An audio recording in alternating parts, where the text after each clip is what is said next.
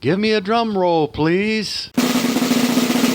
Announcing the long-awaited Home Theater Movie Collection, a 2 terabyte external drive packed with classic movies from the 1930s and on. Over 4,000 movies for less than 5 cents per movie. Stop wasting your money on all those DVDs that take up a lot of space. This very well may be the deal of the year. Own your very own home theater, only at oldtimeradiodvd.com. This is a collection that you don't want to wait on. Take advantage today and get free shipping. Go to oldtimeradiodvd.com to see this collection or any of our other fantastic collections. You will really be glad you did. I was a communist for the FBI.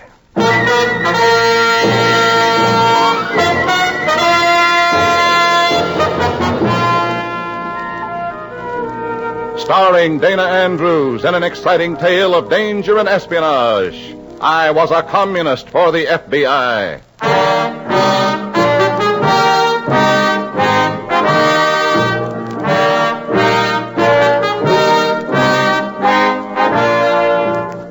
Many of the incidents in the story you're about to hear are based on the actual records and authentic experiences of Matt Cvetic, who for 9 fantastic years lived as a communist for the FBI. Here is our star, Dana Andrews, as Matt Cvetic. Music may be the universal language to all peoples who appreciate beauty. But during my 9-year stretch with the Reds, I learned that communists can't carry a tune. They stifle the talents of their great artists and find their melodies only in the cry of terror, the shriek of pain, the whimpers of defeated men. This story is writhing with communist music. In a moment, listen to Dana Andrews as Matt Cvetic, Undercover Man.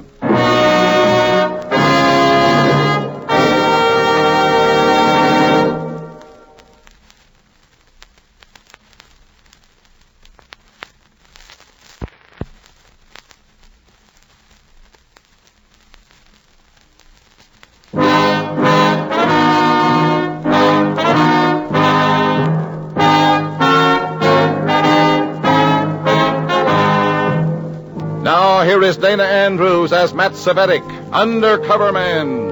This story from the confidential file is marked Rapsody in Red.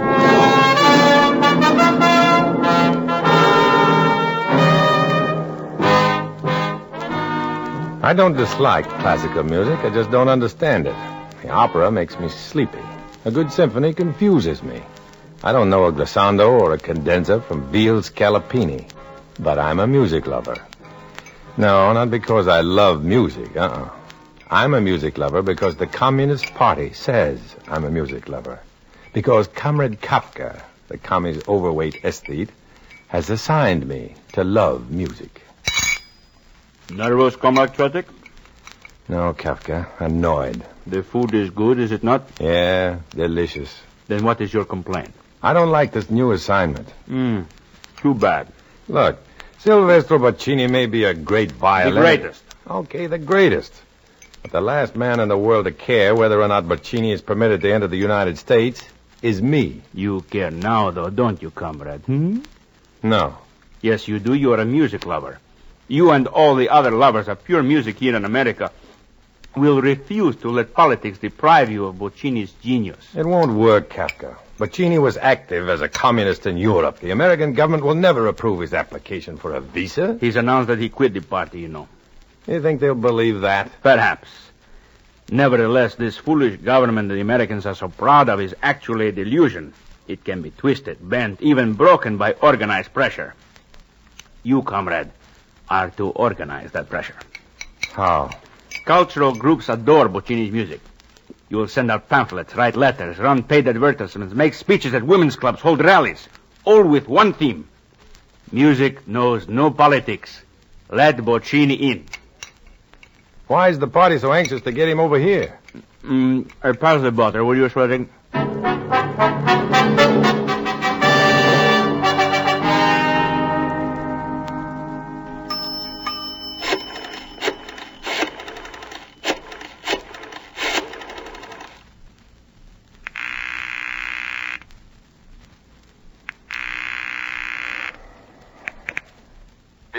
Speaker, this is Red. Hi, what's new?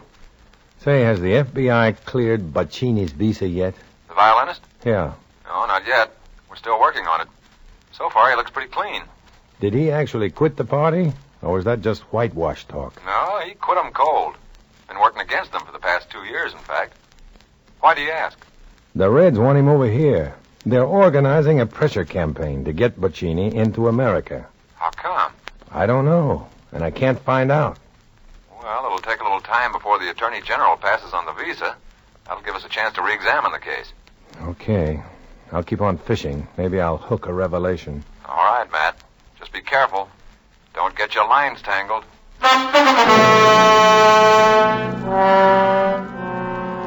From then on, I became the busiest commie this side of the Kremlin.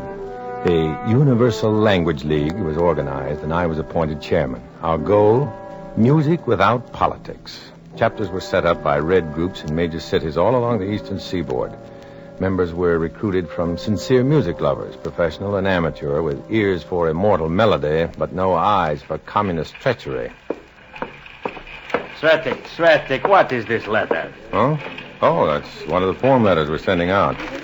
Shall the music lovers of America permit the so-called government of the people to deprive them of Boccini's violin virtuosity? It's no good.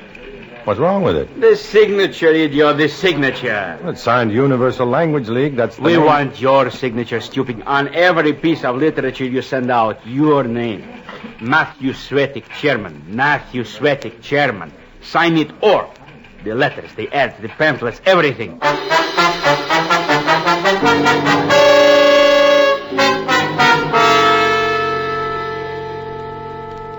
And you still don't know why they're doing it, Matt? No, Beaker. They're obviously setting me up for something. Boccini's visa has been approved. We couldn't find a thing to hold against him. Oh. My playmates will claim that they did it with that Universal Language League. Fine. You were chairman. You'll be a hero. When's Boccini arriving? Sometime this week. Stay close to it from now on, Matt. If there's something we don't know about the maestro, you're the only one close enough to find it for us.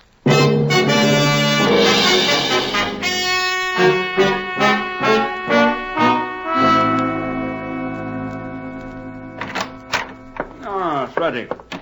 Sit down, comrade, sit down. Thanks. Walnuts? No, thanks, Kafka. You don't mind if I... Would it make any difference? No, not at all. Boccini arrived today. Yeah, I know. It was in the newspapers. Mm-hmm. Phone him. Phone him? Me? He is at the Empire Hotel. Look, Kafka. Boccini's an international celebrity, a world-renowned virtuoso. He won't have time to talk to me. He's got Here is the phone, and here is the number. Call. But I'm not in that... Comrade, your name is Cvetic. Matthew Cvetic. The name that led the campaign to admit Boccini to America. Here, phone him. Tell him you want to meet him. You are a dedicated music lover paying homage to a great artist. Call.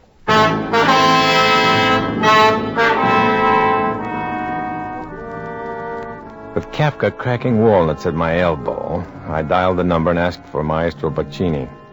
I was told the maestro was resting from his journey. But when I mentioned my name, there was a flurry of activity, and suddenly I was talking with Boccini's accompanist, Anton Genet. After being told in elaborate phrases how eager the maestro was to make my acquaintance, I was invited to meet him that very night. Where? Tonight, 8 o'clock at the hotel. Fine. Now, Kafka, do you think you can forget those walnuts long enough to tell me why I'm seeing Boccini tonight? The final link. At 8 p.m., the red chain becomes complete. What chain? I thought Boccini quit the party. He was even cleared by the FBI. Oh, he did. He was cleared. In fact, he has become an ardent enemy of our cause. Then what... But Boccini is not the man we care about. Our comrade is his accompanist, Anton Genet. Genet? Our secret comrade, Cvetic. For the past 7-8 years, you know, Boccini's been on a concert tour of Europe. Yeah, I know. Comrade Anton was with him always, of course. They visited just about every country on the continent. They spent enough time in every section for Anton to establish contact with local party leaders, to collect plans, progress reports, membership rosters, and such from all of them. And now all this information is being passed on to me. A tedious, long-range procedure, Cvetic. But tonight at 8 o'clock, the results of Anton's work will be placed in your hands.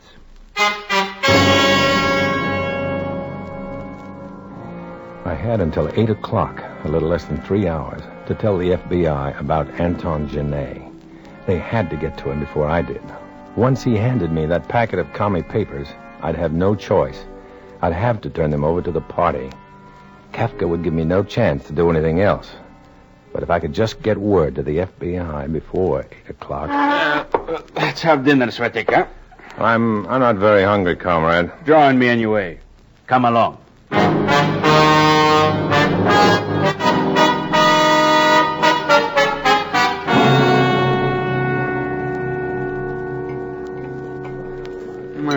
You're not eating, Cvetic. I told you I'm not hungry. Worried about your meeting tonight? A little, yes. You should be. Anton has spent years accumulating that information for us. A slip-up now would be catastrophic. The gravy, please, Cvetic. Cvetic, the gravy. Oh, the gravy. Yes, the gravy. Look out, you idiot! Oh, gosh, I'm sorry. Why apologize to me, you fool? You spilled it all over yourself. Well, I'd better get some water and wash this out before it stains. Cvetic, just a minute. Cvetic! I'd ruined a pair of trousers to do it, but it was a good investment. At least I was free of Kafka for a few minutes. Long enough to put a phone call through to the FBI from a phone booth just inside the men's lounge.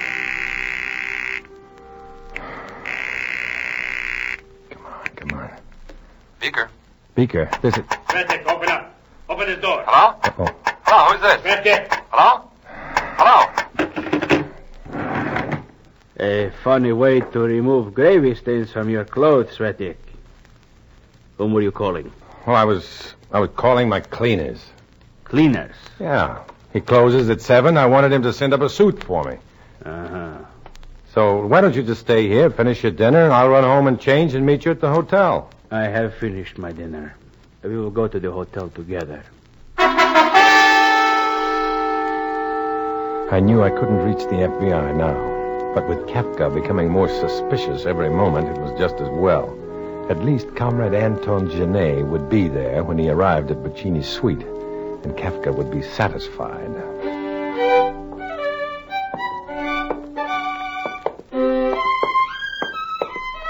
The maid admitted us. We were led through Boccini's luxurious suite to the room in which the maestro was practicing. It is no good. No good. Is something wrong, maestro? Wrong. The world spins on its axis upside down, and you ask what is wrong. Which of you is my friend, Cvetic? Oh, I'm Cvetic. This is Mr. Kafka. How do you do, maestro? You must forgive me, gentlemen, to meet you in this state, but... Oh, what use is it? He's gone. Gone? Who? My accompanist, gone. Anton Genet, gone. Where? Where did he go? He did not go. He was taken. The American FBI Bureau has come and taken him away. What? The FBI? What for? Why? For questioning, they said. Questioning. I wonder how they knew, Cvetic. I wonder how they knew.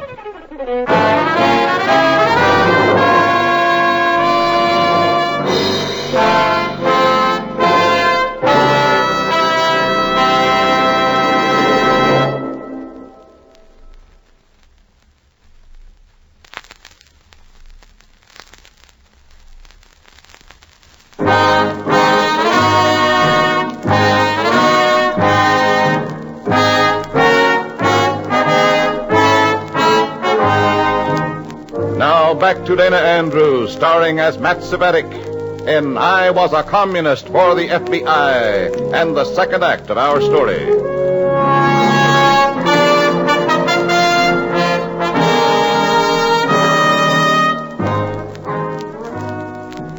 They had sent him all over Europe, hiding in the shadow of Maestro Silvestro Boccini, to collect information for the commies. They had sent him across the Atlantic to America to deliver that information to the Communist Party USA. And now, Anton Genet was gone, taken by the FBI. And Comrade Kafka seemed certain that I was the cause of it all. Oh, Maestro Boccini. Oh, Maestro. Huh? Tell me, what reason had the FBI to take Anton? What matters the reason, Cvetic? He is gone. The greatest accompanist the world over, and he's gone. But why? It does not matter, Cvetic. The harm is done. I think we should leave the maestro. No, not yet, Kafka. To think I had to be the one. I, his friend, his colleague. What is that, Maestro? The essence of our friendship. Heartbreak that I was forced to do this. Well, it almost sounds like you turned him over to the FBI. I did. What? You... I wonder how he knew, Kafka. I wonder how he knew. Boccini told us how he'd come to suspect Anton during their last European tour. How Anton would spend hours at dismal proletarian cafes when he should have been rehearsing. How local Red leaders appeared backstage in every city. I was clear of Kafka's suspicions now, but those party papers were still at large. He was frantic to find them. If the FBI had them, they had enough evidence to incriminate commie leaders on 3 continents. If Anton had hidden them, they had to be found quickly. But until we knew Anton's fate at the FBI, there was nothing we could do. Kafka and I parted at Boccini's hotel, and on my way home, I made that telephone call I've been trying to make all evening.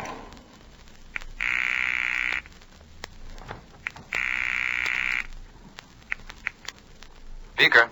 Beaker, this is Red. Hi. You heard about Boccini's pianist, I suppose. Yeah. Is he tucked away for keeps? He's been released. Released? No evidence to keep him. But he's a Red courier, Beaker. A top-bracket courier. He's brought over a packet of party information that We he's didn't going... find it, Matt. We haven't even got proof that he's a commie. Well, those papers will prove more than that. And Anton knows where they are. He must know. Well, we'll make sure we know where Anton is. Maybe he'll lead us to the evidence we need.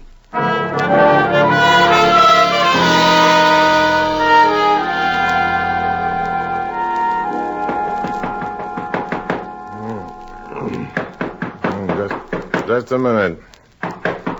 Just a minute.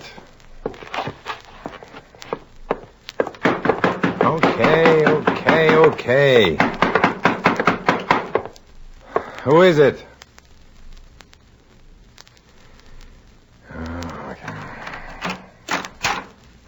Yeah? Matt Cvetic. That's right. I am Anton Genet. Anton, come in. Come in. I hope you will forgive a visit at this unearthly hour. That's all right. I come to you for there is no one else. I know no party name but yours. And since I cannot return to Boccini... I know. You put the party in a pretty tough spot. I had no idea the old fool was that smart to suspect You me. were careless, comrade. Overconfident. Now, all that information you brought over here for us will fall into enemy hands. No. It has not as yet. That I know. Where is it? I was taken by complete surprise when the FBI agents appeared at the hotel suite.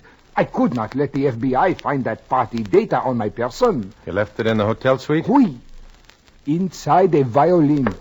What? Inside one of Boccini's violins. One of his violins? How many does he have? A Stradivarius, which he uses only in concert, and 3 others on which he practices regularly. The Strad is kept in the hotel vault. Then the paper's in one of the other 3. Suppose he uses that one. He's bound to discover the That papers. is why I have come to you to arrange that we repossess the papers from the violin before... You are a fool, Anton. No, comrade, I had no choice. I had no time, no range in which to work.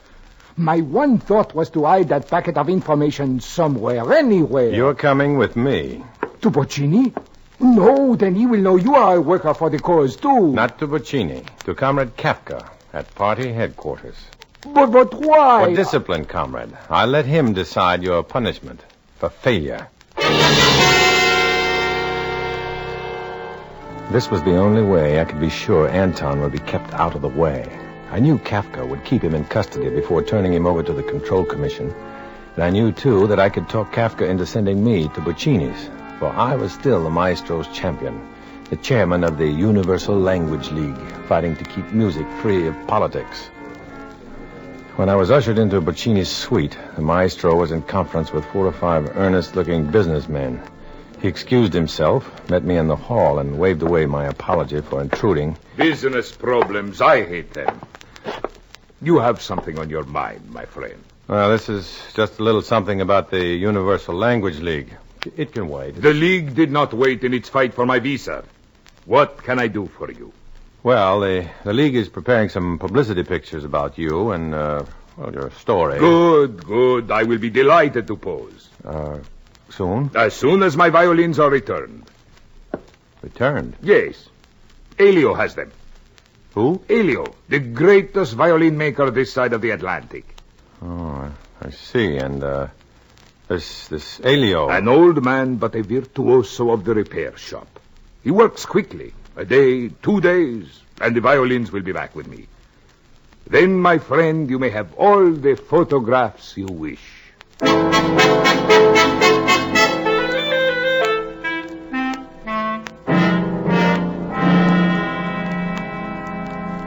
Beaker, listen to me. Listen hard. Okay. Those papers we're looking for, they're in the hollow of one of Boccini's violins. Anton hid them there. Good. That'll be easy. We'll just... No, I just left Boccini. In fact, I'm calling from the hotel lobby. He sent his fiddles out for repair. Oh, fine. A violin maker named Elio has them. Who? Elio, E-L-I-O, downtown on 8th Avenue. We'll find him. Well, get there fast, Beaker. There, done. Barring any unforeseen obstacles, those papers were destined for the FBI files. I hung up, stepped out of the phone booth, crossed the lobby toward the exit, and bumped right smack into one of the unforeseen obstacles. Well, Cvetic, you look pleased. Oh, Kafka. You found the party documents, I trust. No, I haven't. You haven't? Then where are they? Boccini sent the fiddles to a violin maker downtown. No. Yeah, they're down there now. Is that why you were making that phone call? Yes. I was calling Elio, the violin maker. I wanted to be sure he hadn't started work on the violins yet. And? Well, he hasn't. If the papers are there at all, they're untouched. Then let's go. No. Come on, Cvetic, let's not waste time. We were on our way to Elio's place, while I prayed secretly that the FBI had time to get there first. One moment, Cvetic. That's the shop up there, is it not? Yes. There are 3 violins here, you say? Yeah? If one contains that packet of papers, it is bound to have a muffled tone, correct? Sure. But you'd have to play them to find out which one. Exactly. We will have our newfound friend, Elio, play them for us.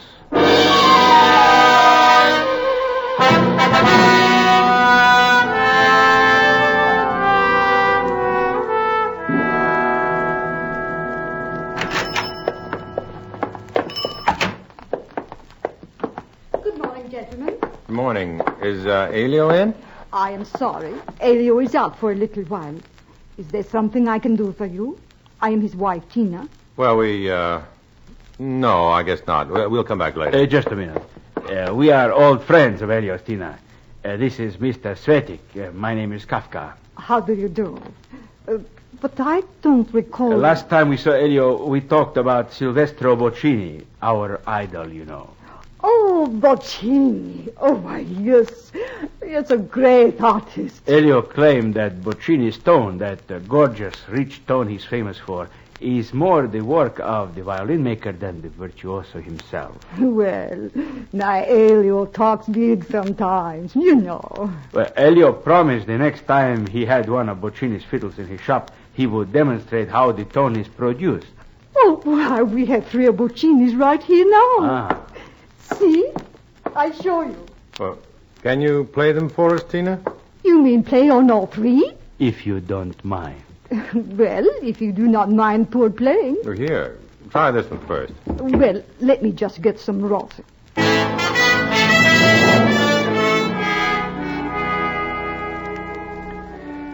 violins. If the FBI had not been here before us, the packet of commie papers would still be inside one of them. We'd know by the tone of the instruments. Tina was raising the first one to her shoulder now.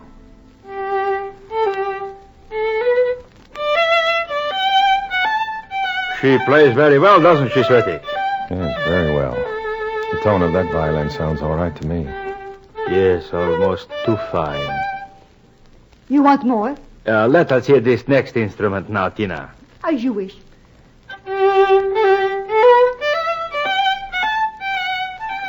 One down, 2 to go. Never before had the tone of a violin seemed so important to me. Never.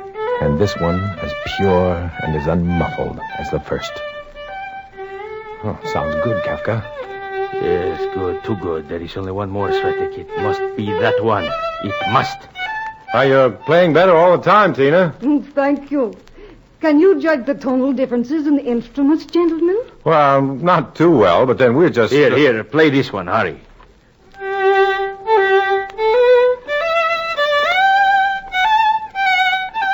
Cvetic, the papers, they're gone, Cvetic, they're gone. Well, that's beautiful music, Tina. Very beautiful. Cvetic, he lied. Anton lied to us. He lied about those violins. He lied about the papers. Don't stop, Tina. It's beautiful. Just beautiful.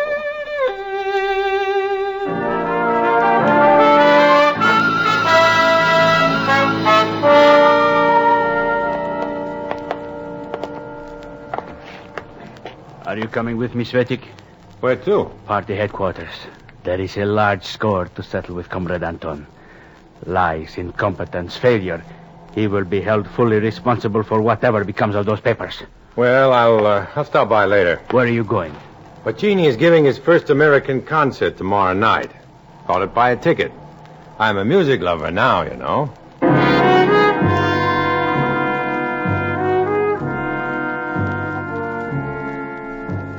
Kafka went his way, I went mine, thinking of Anton Genet, a top-bracket courier, at the mercy of the treachery he advocated. He didn't have a chance. You never do when you run with the commies. It's smarter not to run at all. It's safer to walk. Much safer to walk alone.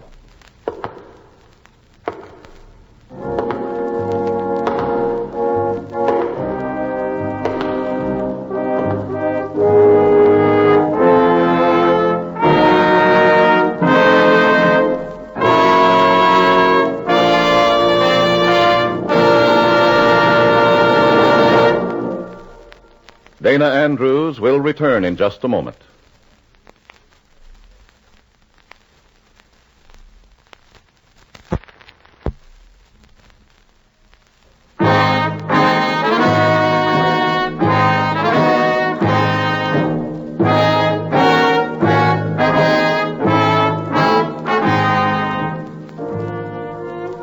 This is Dana Andrews, friends. In the story you've just heard, names, dates, and places are fictitious to protect innocent persons. Many of these stories are based on incidents in the life of Matt Cvetic, who worked undercover for the FBI. Next week, another fantastic adventure. Join us then, won't you?